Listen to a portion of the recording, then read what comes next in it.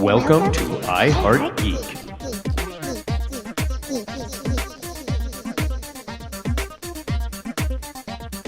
And welcome to another episode of I Heart Geek. We are talking the thing that made me hate New Jersey. We're talking the movies I could have made in high school. We're talking just a twisted sense of humor. We're talking trauma films, more specifically Toxic Avenger, because that's what everyone's gateway in. Mm-hmm. This is like the king of the G films. And I say G films not because it's G rated, but because there's A films, then there's D films. This is like a G, these are G films. But there's a special charm to it, and you gotta love it. I'm Dub. I'm here with Kevin. We're here with Tyler, and we're here with Pixie. Wow, I don't think this combination has never been on screen at this stage. No. So let's jump right into this. Now, Kevin, when he came on, he started literally like it was kind of like a dog that when you have a treat, he's like, let me do the trauma, let me do the trauma, let me do the trauma, let me do the trauma, let me do the trauma. And if you've talked to Kevin, you know I'm not lying. So why do you want to, and I'm going to ask all y'all, why did you guys want to do the Trauma Toxic Avenger film so much? Let's start with Pixie, and because I think Kevin's going to go on this other world. He's going to be last. So Pixie. Well, the reason that when you said trauma, I was kind of like, oh, I remember this. And really, when my boyfriend and I started dating, he was very much into horror films and like independent films. And he talked about trauma all the time. And he has, I think, honestly, like the first 4 of Toxic Avengers. I know there's a 5th one. He has no idea what that is. Oh. Apparently, he was looking up. There's 5 different things. I think it was the show. I think it's coming out. Okay, that's what it is. Okay, coming out. But yeah, we were looking into it, and I was like, "How much is?" And he goes, "Oh, you don't know trauma yet." And I was like, "What do you mean I don't know trauma?" And he has he has a shelf dedicated just to. And I'm like, "Okay, babe." And we watch independent films. We watch horror films. I get scared. I leave the room. You know, it's nothing scary about these.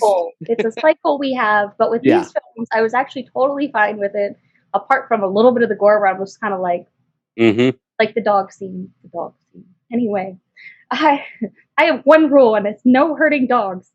Stay away from Pet Cemetery. I have avoided it like the plague. It's trauma. There's no rules. Okay, Tyler, what about you? Why did you want to do these episodes? Oh man, just if the world of geekdom, there is definitely a subsect that is just dedicated to this kind of nonsense. The nonsensical end of pop culture, and trauma is just in the heart of it. These movies they're classic. I mean, you got to talk about it. You got to discuss them on a platform like this. There's a lot to discuss. I mean, we could sit down and just hash out some things about these movies and what inspired just the events that take place. And these writers to write what they write and everything. There's a lot there. Nice. Okay, Kevin, go. Well, we've been I feel like there's a build up here now. Don't disappoint us. we've been talking the past 48 hours on the I Heart Geek Marco Polo, where we just talk back and forth about influential films and influential songs and what is actually influential. Does influential make it good or not? Yeah. And when it comes to films, Trauma is some of the most influential films to the film industry that's out there. If you look at all the actors and all the directors and producers that have actually gotten their start in Trauma that people don't even know about, it's wild. I mean, the first taste of this style of that irreverent comedy or that really dark, gritty humor, a lot of times people actually got from a Trauma film, whether that be Toxic Avenger, which is like the gateway drug to it, or like a Poultrygeist, or Romeo and Juliet with the rah, we're gonna be family friendly. But thank you. I started going there. But it's it's just some of the most influential movies of all time. And then like anybody that you show it to for the first time, like they're absolutely stunned that these kinds of movies actually exist. Nice. Yeah, absolutely. Okay, And go ahead. if you'll I wrote down a list of just some of the celebrities that Kevin's talking about Oh, fire involved away. in these movies. It's Okay, like John Waters. I mean, it's that you kind know, of cult we're following. talking, okay, James Gunn, who wrote Romeo and Juliet with Lloyd Kaufman. J.J. Abrams directed music. You know, Trey Parker, Matt Stone are involved with Troma. Trey Really? Parker actually, he's the one that made Cannibal the musical. Of course. Oh, I forgot that Cannibal was Troma. musical. Yeah. Samuel L. Jackson, Dustin Hoffman, Kevin Costner, Billy Bob Thornton, Robert De Niro, Dennis Hopper, Ernest Borgnine, Paul Walker, Carmen Electra, Oliver Reed, Burt Reynolds, Leslie Nielsen, Kevin Eastman, Eli Roth, Fergie, Judy Greer, Wow. Stan Lee narrated in Citizen Toxie. I mean, I have it's one ridiculous that how I all of looked up. Hollywood has funneled through Troma. Yeah. I was gonna say there's one that came up all the time when you look up Toxic Avenger. They say that Marissa Tomei is in it. Yeah. As an extra that comes out of the shower. And I'm looking at it and I'm like, that looks like her, but it could totally be somebody else that looks like her. And I want to know. Yeah, I always say it's her first film. Is it really her? That's my biggest, is that really her? Because if it is, that's awesome. I have no idea, to be honest. That's one of those things that's become part of the whole Troma lore is is it or isn't she? Because it's what everybody talks about. Yep. Okay, so let me ask this question. I gotta say my introduction, then I'll kind of get out of your guys' way. But how did you guys find the Toxic Avenger Troma Films world? Now, with me, it's a two-part answer for me. Like I mentioned on the last show, there was a big cutout at the video store. The first hero from New Jersey. Yeah, that started my prejudice for New Jersey, like I talked about. However, have my attention. I do have to say this. Chris, actually, I texted him and I said, I'm going to talk about it again. He goes, okay, I just want to let you know. All the stuff from New Jersey is if you just flew into the airport, it's 100% right. It stinks. Everything else is beautiful and Bruce Springsteen. So that's Chris Giorgetti's response on it. Now, what made me actually watch the movie? We watched RoboCop when I was a kid. And remember the scene when the guy gets covered in toxic sludge, blah, and then he walks in front of the cop car and explodes? Yeah. Somebody said that is just like Toxic Avenger, and that's when I'm like, okay, I'll give it a try, and that's why I watched Toxic Avenger. Kevin, where's your intro into the Troma film / Toxic Avenger? Okay, so I'm going to kind of paint a picture here. So Tyler's is actually Tyler. Here we go. Okay. Here we go. So Tyler and I used to smoke a lot of something that used to be illegal all the time. We're keeping family friendly, right? When we were coming out of high school. Vape pens. And what we would do is we would go to the flea market and we would try to find just bad movies, right? And just put them on, smoke and just make fun of it, basically. And we were going through and I saw Toxic Avenger, or one of us said, well, what the heck is this? And I remembered that there was a cartoon whenever I was younger. I'm like, oh, this is about a kid's show. So this is going to be a kid's movie. Wow, they made this kid's movie. Yes, they made this kid's movie into a live action. That must be really weird. We should watch this. Nice. So we didn't expect anything. And within the first 5 minutes, you know exactly what kind of film you're watching. And it was like, night, we're losing our minds going, what Did you just this? get a guitar? Did he just get guitared out? I think you just got I said losing our mind. We'll see. It was earth shattering at that very moment. It was like, oh, what? We were expecting a kid's show, and all of a sudden you got a guy running over a kid's head, and it's like, wow, it's just mass nudity and just vulgar racism. It was horrible. It's terrible. In all the best ways. Edit. A kid's show. Give me 1 second. Yeah, and a kid's show. Oh, gee. So, yeah. Dub has left the building. Yep. Yeah, Dub's gone. It absolutely blew our minds. That's great, though. Dub's back? Dub's gone. That was Dub's back. So both of you... Dub turning into the Toxic Avenger? Both of you were together for the first... That's great. Yep. Like you've known each other that long that you were together. I'll save it for a show, but actually, I have some thoughts on that. Uh-oh. All right, that was about to play. Okay, and we're gonna jump into Pixie. 3, 2, 1. Okay, Pixie, top that one. I cannot. I can say I will bring back an old school memory for all of us. Remember when Blockbusters existed? Oh heck yeah! My mom and dad used to always take me, and one day my sister's babysitting me, and she's with her boyfriend. And I love her boyfriend. Her boyfriend's still a family friend of ours, but they went separate ways. But at this time, he was like, "Oh, babe, I've heard a lot about this. Let's watch this." So she picks one, I pick one, and he picks one. And we leave Blockbuster. We go home. We watch hers because it's Adventures in Babysitting, and that was my sister's favorite movie of all time since it came out. Appearance of Thor. She watched it like 800 times. I swear to God. Anyway.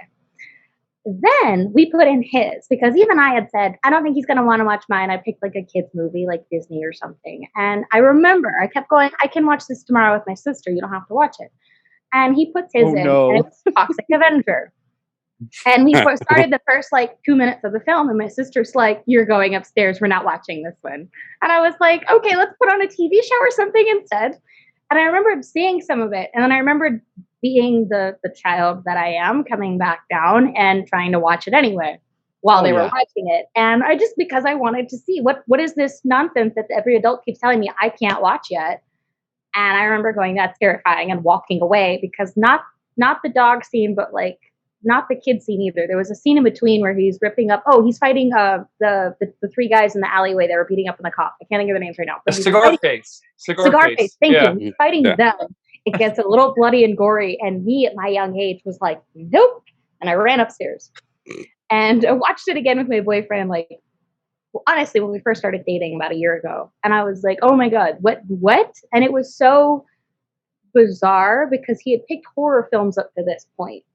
And so putting this on was very relaxed for me. And I was like, I'll watch this. I like this. This isn't bad at all. I like this. It's a very chill, like fun, dorky, gory movie. It's great. It's complete satire and I love it. And we ended up, we haven't watched the rest of them yet, but we rewatched it again recently. And he put on the special one that he had where it has all the like commentary and everything as well. So that was my intro, was as a child. What about you? I'm guessing your story's pretty similar, Tyler, to Kevin. See, here, I'm gonna paint a picture. Here we are.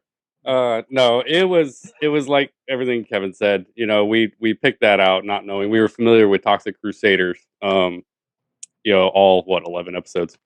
And it was probably about 10 too many. When that movie kicked in, which doesn't take long. It was just we sat there in awe of what we were seeing because up until then it was just slasher films. It was Michael Myers, it was Jason Voorhees and stuff. The gore and all that. We hadn't seen anything like this.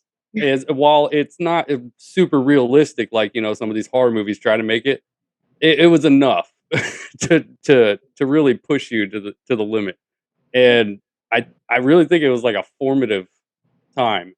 We're still young, and that's when we realized, because these movies will push you to find your line a lot of times because they can be pretty offensive. That's visually, an way of saying, and they can be offensive literally with some of the things that are said. And we found that our line is a lot further away than we thought. Way further. And I think it was kind of a bonding thing there. Like, did we just become friends? And it was really something. I'll tell you, we didn't realize that kind of stuff was out there just yet. And when we found it, we went ham. We went back and just started finding everything we could from this movie maker Troma. Nice. Well, and that night right there, I have thought that was such like an important night of my life. Yeah. I thought back at that night so many times. So okay, so good memory. Let's talk genres. Where does it fit? I mean, it's funny, it's gross, it's crude. It was made by like a 9-year-old and their 12th grade big brother. I don't know what genre this fits in. What genre does this stuff fit in? Tyler? It's a trauma movie. That's how you tell. That's how you describe it. To watch. Yeah. They don't have a genre. It's a horror movie, but it's a comedy. You know, it's a political commentary, but it's also satire. You know, all the way through. When somebody asks what kind of movie it is, it's a trauma film. It's a trauma movie. You know, that is its genre. It's become its own thing. Kind of the same way as like a Tarantino or a Kevin Smith or a John Waters film is kind of. Yeah. They're kind of. Although, let's be honest, this is less well made than any of those. That's its charm, though. I would say it gives it its charm. I'm sure we'll get into. Going to go that route. Yeah, no, I'm absolutely not saying there's anything wrong with what it is because it doesn't make any apologies for what it is. It's cheeseball. It's Attack of the Killer Tomatoes. I mean, it's not. You can't take it seriously, and if you go into it to try and take it seriously, you're going to hate every second of it. Mm-hmm. Mm-hmm. Go ahead. My answer to your question of what genre is it? The only genre besides trauma that I would label it was when he even said this in the documentary about himself, but when he said, these are the type of movies we make, and we had to switch everything around and make a new type of movie. The Toxic Avenger was supposed to be like a gore satire. Yeah. And it was still in that grindhouse phase during the 70s and 80s where they were pumping out films in between the big films. And when all the big companies came out and started taking away his genre at the time, which I believe was like teen sex comedies, he said, I had to come up with something new. And Toxic Avenger was my something new. It wasn't horror, but it was. Yep. It wasn't, satire, but it was. It wasn't this. It was a little Porky's. It was a little bit of everything, but it was enough to get people to go to a theater and watch stuff. And I still remember he was not allowed. Wasn't allowed. He wasn't able to find a theater except for like in New York somewhere. And I wrote it in my notes. There was a very nice French lady who was the only person for like thousands of theaters that would play Toxic Avenger. And they couldn't get anybody else to play it. And I thought that was interesting. I was like, I'm writing that down for later. That's a note to save. And now I can't find it. I think the ideal place to watch this would be at a drive-in theater. Yeah. I would love to watch. I mean, I watched them on like the USA Up All Night. You remember all those? Uh-huh. That's where I found this stuff. Nice. So, I mean, but I would love to see it in a drive-in. I don't want to see it in a theater because the only theater that you'd see it in, the floor would be real sticky, if you know what I'm saying. But the movie's sticky enough because of the Coca-Cola. The Coca-Cola, exactly. Yeah. If you got the joke, you know what I'm talking about. You're probably old enough to get the joke if you got it. Okay, the animated Toxic Avengers. Did that ruin or did that continue the trauma? That I think that's an important question. I have my own opinion, but I'll wait on that one. Kevin, you look like you have something on that. I am so happy for the animated cartoon series really? Because if it was not for the animated cartoon series, I would never have actually seen Toxic Avenger. Okay, so thank God they put a kids show to this horrible, wretched movie. It's truly a kids show. It's a Saturday morning cartoon. Yeah. It's a kids show.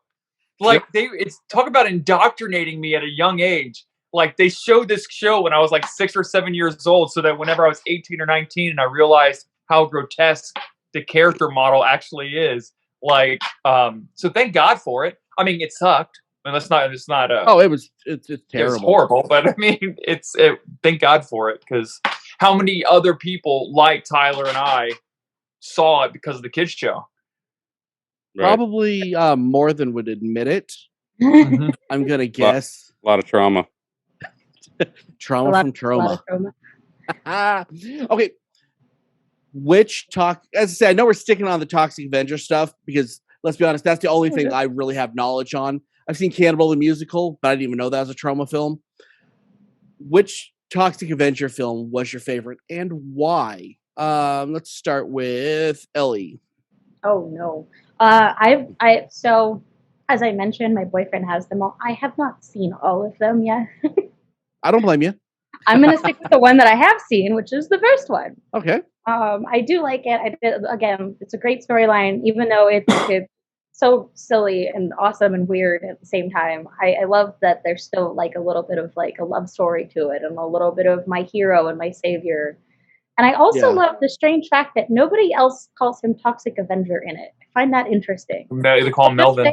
They call him Melvin or they call him the monster. I love that. Love that so much. Anyway, the first one would be my favorite only because I haven't gotten the other ones yet. I like to be fair. Fair enough. Kevin, what's yours? Well, all the movies are so different. Like you could tell whenever they really are. When they made 2 and 3, they made 2 and 3 together. Like they almost like filmed too much, and so they split it into 2 movies. And you could tell they were trying to almost do it for a wider audience at that point. Like Toxic Avenger had become popular, so we're going to produce these 2 movies. Like at the end of the 3rd movie, he's fighting the devil, and it's like Toxic Avenger versus the devil. The 4th movie with Ron Jeremy actually has a point in that movie where I'm like, oh, there's my line. There it was in Toxic Avenger 4. But no, my favorites is the number 1. It's one of my top movies of all time. Is Toxic Avenger 1. Nice. I love that movie. I can put it on and just die laughing every single time I watch it. Tyler? If I'm gonna pick a Toxic Avenger movie, that's gonna be my favorite. I think it's gonna have to be number 4, Citizen Toxie. Really? They went hard. They went hard. They went hard. They pulled all the stops and said, all those lines we haven't crossed yet, let's go find them. Yeah. It's terribly offensive, and it is bloody and violent, but it just the most campy kind of way, you know? Yeah. I respect number 1 for what it is. You know, I'm not going to have the Batman 89 debate on that, but but you know, and 2 and 3 were fun, but they weren't great. And when they came out with 4, I was just like, wow, okay. I'm going to disagree with you. I'm going to disagree with you because actually my favorite was 3. Really? I really enjoyed 3. Was it the most influential or no? Don't shut up. That's another private conversation. I liked 3 not because the influential or anything else, but because of the Deadpool-esque talking directly to the camera, breaking the fourth wall the whole time. It's all, some people don't like Miramax. Some people don't like Universal. Why can't we have trauma films? And then breaking. I'm like, super self-aware. There's something about it. It just made my heart really happy with that. Mm-hmm. And I felt like Deadpool took a lot as a character from this. I think Deadpool could live in the Trauma universe very comfortably. Yeah. Is there anybody else you guys think could live in the Trauma universe that's like a modern superhero or anything, or just regular character? Anybody got any ideas on anything? The girl that was in Deadpool with him, Super Negasonic. Oh yeah, but she'd have to end up being R-rated, and I don't want to see that. Oh, I could definitely see Polka Dot Man from Suicide Squad. Oh my gosh! Yes. I mean, heck, Peacemaker could make it in. Peacemaker. That, you know, I think it's directed by James Gunn. I could absolutely see anybody that James Gunn has directed in anything he's done in Trauma. Right. Trauma. Well, I mean, he's been through Trauma. He's been around Trauma, so I mean, now it's kind of making sense. You know, and isn't that amazing? You know, Lloyd Kaufman was in Guardians of the Galaxy. Lloyd Kaufman was a prisoner in Guardians of the Galaxy. I remember watching it going, oh my God, there he is. My boyfriend said the same thing, and I need to rewatch it. Yeah, he's in the prison, and he's like, ah! They're up on the second floor shouting and yelling down. You'll see him right there. Okay, I'm rewatching this. Tell you what, let's talk Lloyd Kaufman for a second. This guy has, he's kind of like, Alan Moore, who did The Watchmen and all that. He hates everything in the world, and he is just a miserable human being. But I wonder how this beauty, just like I say with Alan Moore, how this thing just like subversive thoughts, but at the same time reaching everybody with a heart of gold over the top of it. How does that come out of that? Just I've never met him personally, but everything I've ever seen, he's a miserable human being. Is that everyone else's experience as far as Lloyd Kaufman goes, or that's just what I've seen? So I don't know if that's a. So we met him Yeah. Tyler and I met Lloyd Kaufman at a Comic-Con, at MegaCon in Orlando. And it was funny because nobody, you know how they have like the conferences where they'll like have a talk? Yeah. He was not on any of the flyers. And even though he was not on any of the flyers, his room was completely packed just by word of mouth of people saying this. And he even said, he goes, look, they didn't give me a projector. I asked for a projector. I was going to give you guys a screening of the Class of Nukem High Volume 2. They show me no respect in the movie industry. They show me no respect here. And That's look, what I'm talking about. yeah, and he goes, and look, it wasn't even on the flyer. And look at everybody here. And like, meanwhile, the workers were like walking through trying to fix his projector. You know, super nice guy though. We talked to him at his He was stand. a sweetheart. Mm-hmm. What I did see from the video I showed you guys, where my boyfriend made me watch like information on him as a director, as a person that's created traumas, all this good stuff, was I didn't know that he was gay. And it was funny because they brought it up. They said he was actually bullied a lot for apparently subjectifying women in all his films. And he came out and was like, man, helping with Rocky was great because I got to see him shirtless. And what were we talking about again? And he does it like a few different times when he talks about men. And I was like, no, he's up. And he's like, oh, I'm gay 100%. I don't understand. Like, I still don't understand why anybody said he was against women, because to be honest, it looked like he was for women. Well, a lot of well, a lot of boobies in his movies. that was probably it's objectifying to say says all the guys to the girl. I know, but I know. Well, interesting moment. But like a lot of the women that were in his films would ad lib and would add scenes and go, this is too much. I want to do something else. And a lot of all the women love actors, it. I was going to say, a lot of his actors, men and women alike, would all say he let me, he gave me a script. I had 2 lines and I ended up walking away with the, 5th in the movie or whatever. And it's like, dude, if you could go in and just be like, can I add some more to this scene? Can I do this instead? Like, how do you know those women didn't take off their bra intentionally because they were uncomfortable with the scene? Like, I can't say he subjectified women or objectified them in any way, shape, or form, because it doesn't seem that way. It seems like he was more into the men of the film than he was into the women of the film. And I think, like Lloyd Kaufman as a director, that's part of what made him so successful, because it's not the big glitz and glam and stuff, but I mean, loved. Troma's been around for how long? 40 years now.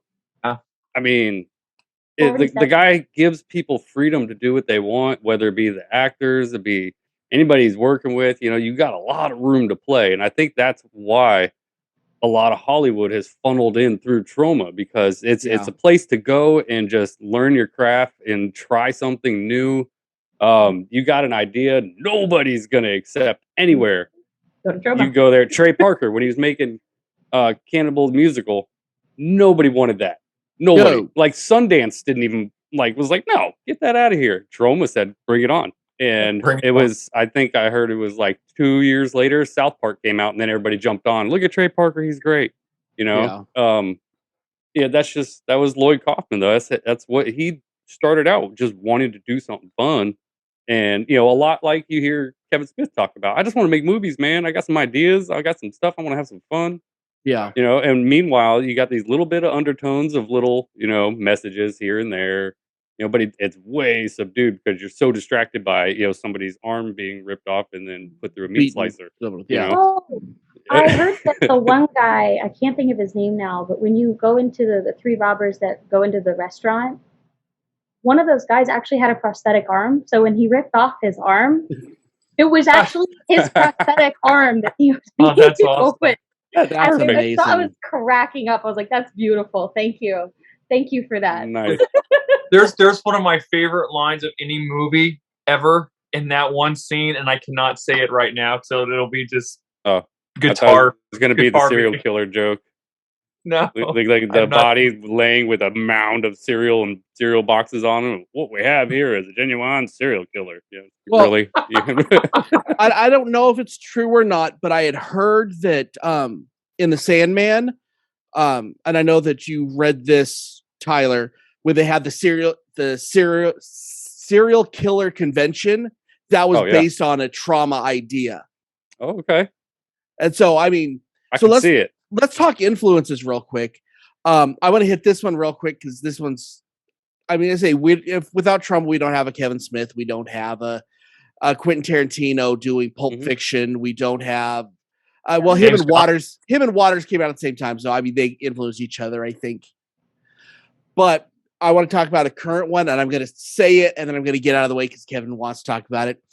A new Netflix show called Guardians of Justice, which is Guardians of Justice or Injustice? No, Justice. Justice. Okay. It's terrible. With that being said, I love every second of it. Okay. It's got that. You sound like a Trauma fan. It should be a Trauma movie. Really? It's just so. I don't.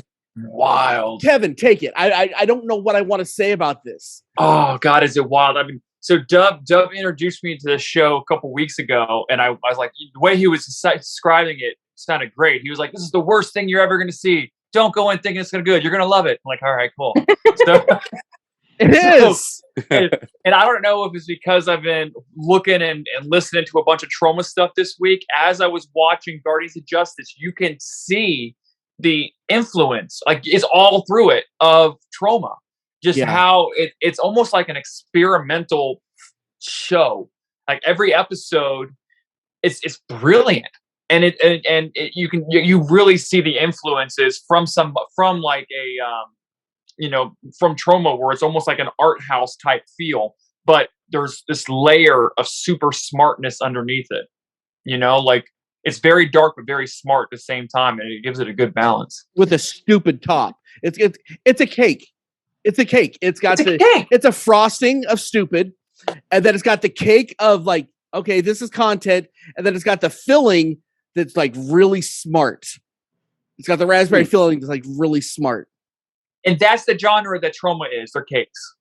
So there it is. Okay, I want everybody to give me a real quick. Your friend comes up and you want them to watch a Trauma movie. You have 30 seconds to sell them upon watching it. Let's start with Tyler, and you're going to go next, Ellie.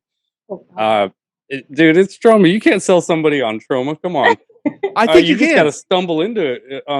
You got to know first. Is my friend of like mind? Because if they're not, then forget it. Then you're not your friends anymore.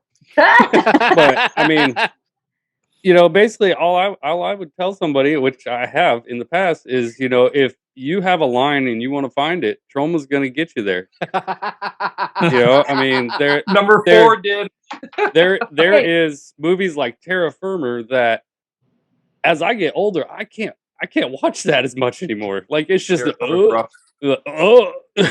it's so much. Because 2 hours is just too much of what it is. So if you have a line, you'll find it eventually with Trauma. Okay. Ellie, sell us. It's really hard to do. Jeez, I know. That's why I gave it to y'all and not me. The best, I don't know. The best that I could do it would say, if you want something dumb, stupid that you'll never forget, but that will always be like a classic film that you will never realize how many people it has influenced, that films that you love, TV shows that you love, watch a Trauma film. Yeah. And that would be the best way. And if they go, well, what's a Trauma film? I'd be like, just look up Traumaville. It'll lead you to a world. An entire, people still use, God, am I living in Traumaville to this day? Just look up Traumaville, you'll figure it out. Nice. You'll find the Alice in Wonderland loop all the way down the rabbit hole. Kevin. It's the most influential film company. Let it get that word out of your vocabulary. All time. Nobody knows about. I know it's influential. It's all we're talking Inside about. joke. Yeah, no, but it's real. I mean, it as far as any. Yeah, no, you're right. Yeah, it's everybody after that. Like you see it through certain movies, and if you want to know film history, you need to know about Trauma. Yeah. So I have 2 ways to sell. My first one. Did you like Attack of the Killer Tomatoes? Yeah? Okay, then watch Trauma. Or my personal favorite way. Remember how we were in high school and the movies we would have made? That's Trauma. That's a good one right there. That's a good one. There you go. Because when you're in high school, you don't have those limits. Right. Hey, and let me clarify too that with everything I've said about just all these lines they push and just how it's so much. these are fun. Yeah. That's the whole point. Is they're not. It's not made to over the challenge top. you.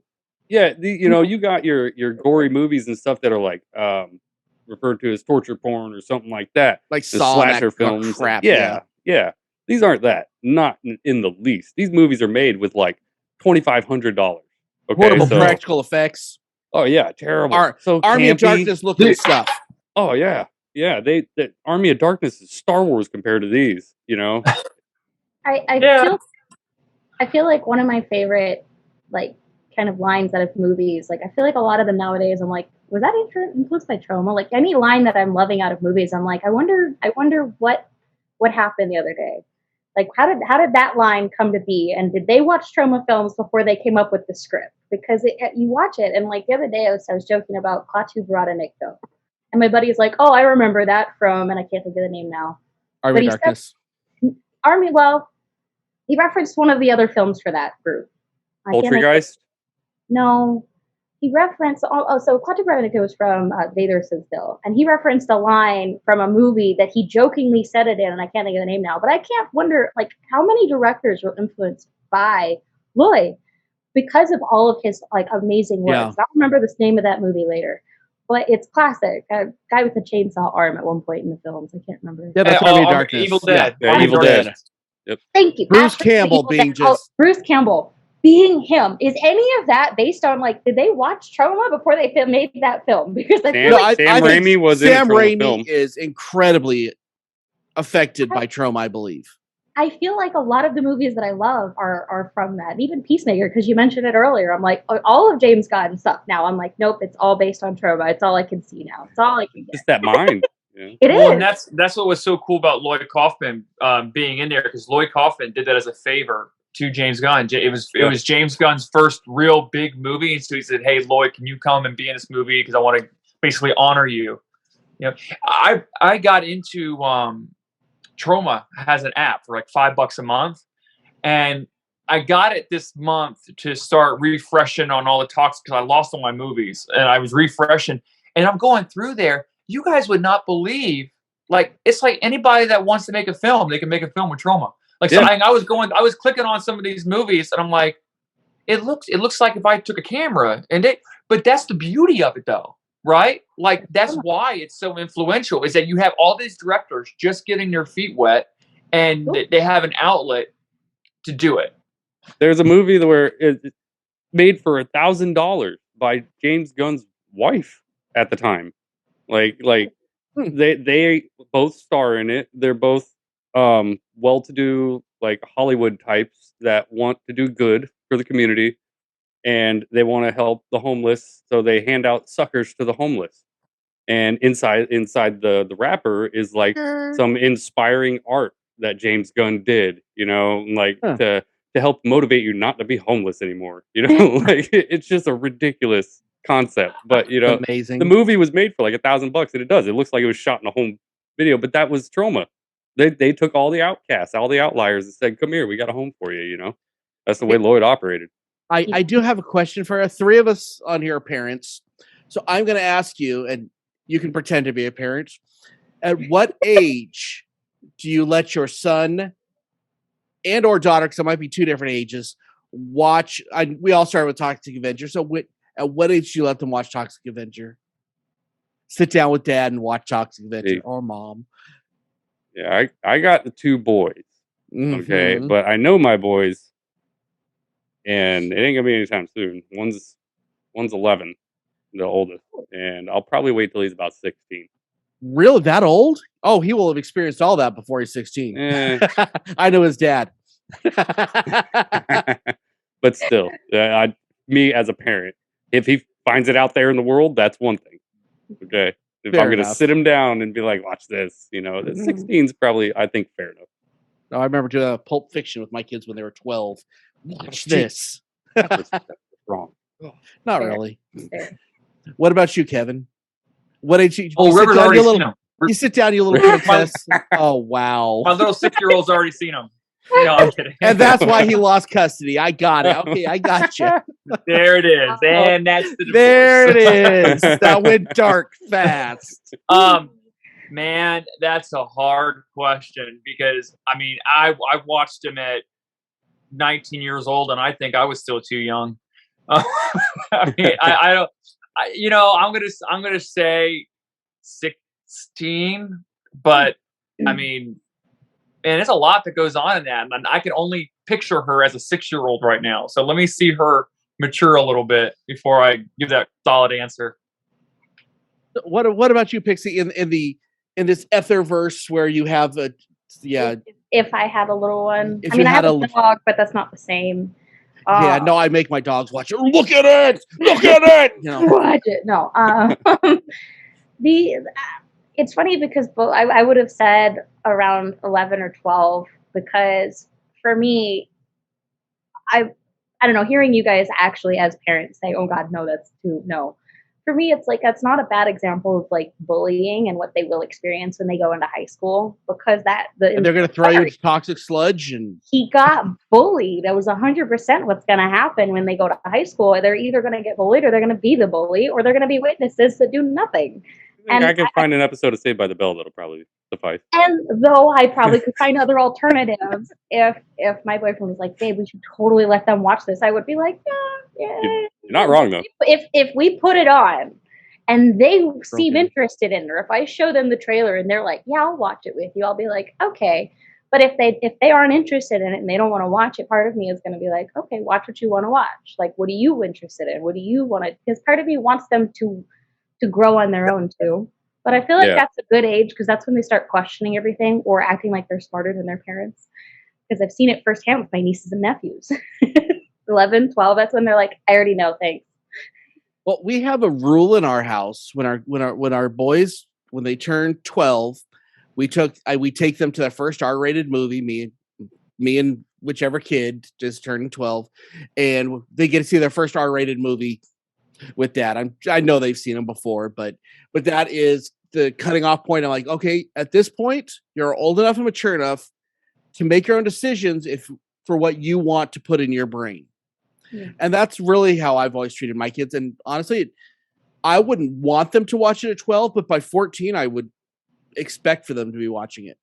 Yeah. Yeah. 100%. Mm-hmm. Yeah. I didn't say my kids aren't going to watch this stuff by then. Oh, they will. Or already You're in Florida, man. What do you think? You know? I mean, yeah, right? No, I just say I think it's just hard for me to sit them down, you know? Yeah, it's hard for us to get us into the mindset of... Yeah, you guys have younger kids, and mine are older. Yeah, we have younger kids. Well, you know what? Tomorrow's Friday. I mean, let's do it. Oh, no, do it the day before you come to con. come to Vegas Comic Con. Kids, I'm going to sit you down. We're going to watch this, and then I'm going to leave, and you don't get to ask any questions. You're going to learn today. No. This is going to change your thinking. Ew. I love Toxic Avenger. I watched it again the other day, and it's so you don't see his face for like 3/4 of the movie. Whenever he turns into toxic, and then all of a sudden you only see his face. Like it's not that big of a deal. Like they hit his face. That's why I didn't like the first one that much. I thought it was so funny. I was cracking up because my boyfriend I was like, "Who keeps talking?" And he goes, he's talking, the toxic man. I was like, he went from like to like, "Yes, hello, darling, I'm here to save you." And I was like, what? That was so bad. What? I was like, I'm sorry, sir. I've never done this before. But again, that's the movie you make in high school. I had three different people to play him. Really? Well, you had Melvin, and then you had the actor in the costume, and then you had the guy who did the voice. That's okay. Yeah. And the lore of Toxic Avenger is so funny that like now he has traumatons that react every time evil is there, and he has to kill them brutally. Yeah. Like that's the way the traumatons work. Would you? This is the last question I'm going to ask. Would you like to see a mainstream Toxic Avenger movie happen? Because they're doing it, right? Not that I know of. I think with Peter Dinklage. Oh, Peter Dinklage is going to be in it. Do we want to see this mainstream? Because they can't make the jokes they made now. But to you, is it worth it so that people will go back and discover it? Or is this going to be Miss Marvel all over again? I never thought of it that way.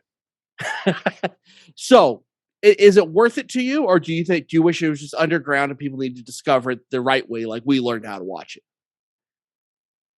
Does everyone understand my question on that? Yeah, I'm kind of It'd a be fan. I'm hard. kind of a fan of that. It'd be hard to remake it. I mean, or if there's a right way and a wrong way to remake Toxic Avenger, and if they remade it the right way, I think it could be okay. Yeah, it could be. There's no way they could with today's sensibilities. I don't think they could.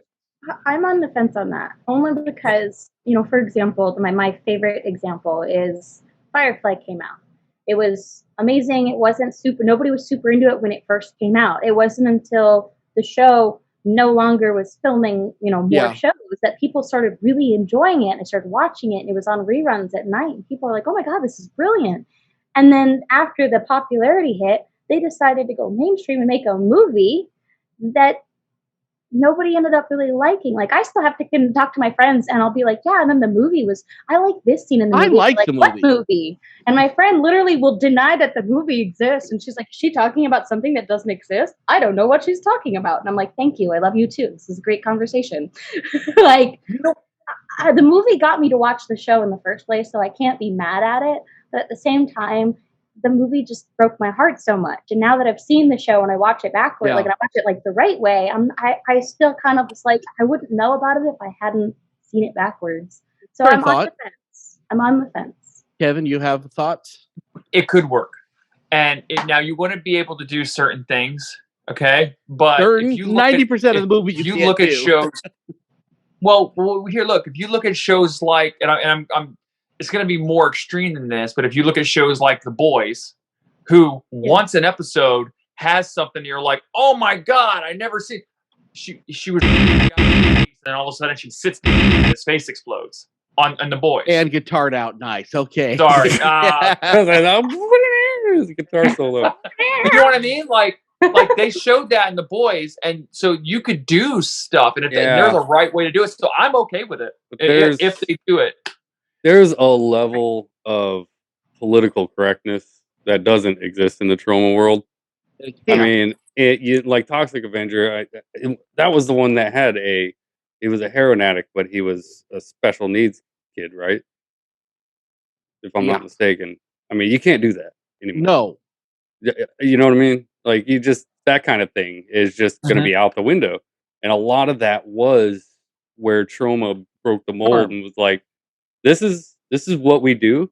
If you don't like it, go over there. Because this is what we do. We're trauma. And a lot of people came and a lot of people stayed. Some of them did, Yeah. So, and that's where I think that doing it could that today, I never there's an audience for it, though. The pendulum will have to swing the other way. Maybe this is what we need. Maybe this is going to change the entire American culture. It's going to swing the other way as soon as they see Toxic Avenger. This is it. We need it. It's going to bring America together. I agree. There's absolutely an audience for it. If they do a big market movie, it ain't going to happen. And I would rather not see them crap on what was so pure. Mm-hmm. I know I said trauma and pure in the same, but you know what I'm talking about. You can't. I think that will ruin it. I honestly, I don't want people that want to see a sanitized version to watch it. They don't get. I don't want to sanitize. That's not theirs. It's ours. Not for nothing though. I do want to see Peter Dinklage in a trauma film. I'd like to in a trauma film, but there's no way it can happen. Lloyd Kaufman's involved with it though. That's what I don't get. He's going to be involved with it, but I don't know. I just don't see how it can happen. I haven't heard much more on it. I thought they did start shooting, but I don't think it will. Down or what. I don't think it's going to make it into. Look into that. We're Toxic Avenger 2 and 3 weren't. I mean, they were bad, but they weren't like as vulgar as a Toxic Avenger 4 or 1. Like, so you can make a Toxic film and have it not go way overboard, but there's always, you know what I mean? I'm down. I feel like it would be if they tried to remake Blazing Saddles now. Then I wouldn't watch it. I would be pissed off. Good point. As a fan, I would be pissed because you can't remake it. Like, I'm already mad enough when I watch it on TV and they bleep out some of my favorite scenes, like the one where they're all sitting around eating beans Yeah. How do doing you what they cut the need- fart scene? Why do you cut that? Why do you They need cut why the does- fart scene. They cut Yeah. the fart scene on TV? Greatest fart scene ever recorded. Wow, that's And then horrible. What's so bad? They literally they make the part where it's This like is where they're we're. eating This, food, and then the guy walks in and goes, "Woo, it smells," and I'm like, "You didn't even reference why it smells. You can't Right. cut the scene." So it's like that's to me, that's what would happen with this. Like they would remake it and they would cut all of the good parts that the fans themselves love out. So if you did get new fans, this is these are the type of fans you'd get, and that's kind of why I said I'm on the fence. It would be like remaking a movie or making a movie to bring fans in, but you're losing the original fans you had, and you're causing a little angst between the two, and that's there would be where I feel angst. like that it would be lost. It would be But just there- instead of being community, it would But- be sure. there would But be I some would people like to shuttled towards the original, though. But I would like to see Lloyd Kaufman get his due a little bit, get some money, if nothing else. Yeah. Because he I ain't made crap. Let's be fair. Honestly, I think that's what the Toxic Crusaders was about. Yeah. To me, it was this is we need to do something to. Okay, we can expand our audience. That's what a lot of people talk about with that. I think it was more of like we need merch to sell and action figures, and they got the people who helped or the people who made Teenage I Mutant want Ninja Turtles McFarlane to involved make with Toxic the Avenger animation figures and, so bad. you know what I mean? Like I think that was just all big. Like let's get in the mainstream market and make some money off of this idea. Mhm. You know, And and a lot of what people- better way to do it right now than kids? Because Teenage Mutant Turtles was hot. You know, we got some of the same people, so that's what I think that was. Go ahead, Pixie. I was going to say those figures are actually really popular, strangely enough, among very, very expensive like figurines now. They're like, oh my god, I have the whole set. I'm going to sell it on eBay for like $1,000. I'm like, holy crap! Oh wow, Mhm. that's cool. Like they're expensive. But anyway, what I was going to say was that I find it interesting that a Yale student, as Lloyd was, went out and made a whole bunch of indie films for no real interest in profit, just to make films. Yeah. And It now was he heart makes desired. it's That's what the his heart charm. desired. And now he makes more films that people may not be interested in, but he makes them nonetheless. And I Mhm. love that. I love that that is the aspect behind it. He cornered a market that nobody ever considered to be in. He was Yeah. like, here's films that people, want to make a film. Here you go. Come see me. We'll make your film. And it's not about making money, though I wish he would make money. I don't know if he has, to be honest, but I hope he makes money because he's in a market that is awesome and is Yeah. should be thriving. He made money off me, right over my shoulder, right there on the wall. That's a Toxic Crusader animation cell that he signed. Nice. When we met him, I bought that and I had him sign it. So So he okay. I paid him a little. So quick question, and we've kind of beat around this a little bit, but let me hear, and then we'll close up. What other directors or whatever is in the same pantheon as Lloyd Kaufman and Trauma? What else is in that same pantheon? And I can think of I think Kevin Smith is, and I think John Waters is. John Waters more so. Maybe Tarantino to a lesser extent. Who do you guys think is in that same pantheon? James Uh, Gunn. Sorry, No, go ahead. Who? James Gunn. Well, James, I'm James sorry, Gunn, he's kind of a 100%. student at this point, isn't he? Yeah, yes, but he's still in that Trauma. He He was so is- influenced by Trauma that it's like what he makes to me reminds me of it. Like just watching a Trauma film, I'm like, this is James Gunn to me. And of course, my boyfriend laughed because he's like, Trauma came out first, babe. And I'm like, I get that. I think but- he's got his foot. I would say he's got his foot in the pantheon, but I think he's different. That's just me personally. I'm not saying you're wrong. I don't feel the same. It's that lo-fi thing. I think is the big deal with me. And I'm not saying you're wrong. That's how I feel on it. No, I appreciate it. Kevin.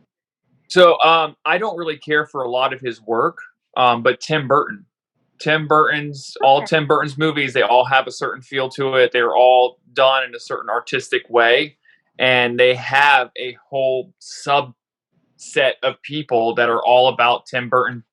I don't get it, but a lot of people don't get Trauma. So I would say Tim Burton's up there with that. He's made more money by far. That's fair. I totally don't own 3 Tim Burton bags or anything. Tyler. I think you pretty much named all the ones I was thinking of. As far as somebody who makes stuff that maybe not everybody wants, but gonna have a definite following, maybe Eli Roth. But Oh yeah. that's about the only other name I could pick out. I definitely think Tarantino's in that. Sam Raimi. Yeah. Yeah. Until Spider-Man. But no, I mean, but you Yeah, got you to got put all the pretty Evil mainstream. Dead stuff. The Evil Dead Yes. stuff. That's That's Yeah. what I was definitely in thinking about. that. Raimi would, yeah. Yeah. That's why when you said it, So that was a show, kids. Check out. We can't go a whole Troma episode without like at least saying the name Kabuki Man. Oh, I know. I was going to mention him. Kabuki Man. I think that'll be a sign off today. So check out the website, www.iheartgeekshow.com. I love that sign. Use we paid extra for it. Go to our Facebook, our Instagram, our Twitter, I think we have a TikTok, anything. June 17th, 18th, and probably we'll be there on the 19th. We're going to be at Amazing Comic Con. Come talk to us. We're going to be all over the place. We'll interview you. And and then I'm going to barbecue, but not for y'all, but for people that I know already. Love y'all, but hey. Until next time, I'm Dub. I'm here with Tyler. We're here with Kevin. We're here with Pixie.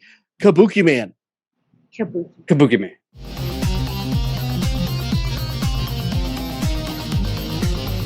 You have been listening to the latest episode of the iHeart Geek Show.